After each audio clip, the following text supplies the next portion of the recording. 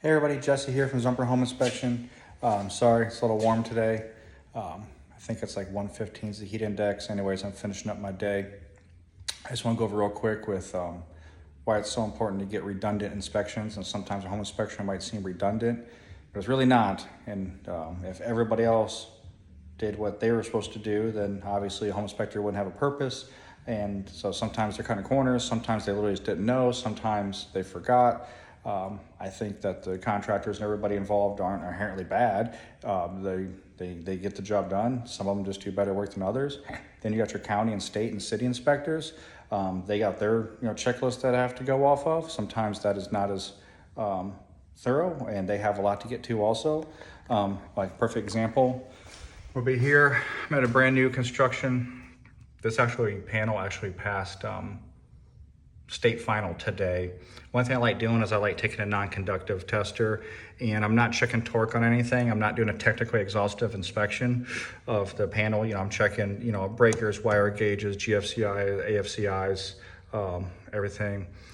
But one thing I like to do is just go down and just check to make sure the wires are actually connected. I do this all the time, and I'll say about 50% of the time, then I go down the bus. And 50% of the time, as you can see, this ground never got torqued down. This ground right here.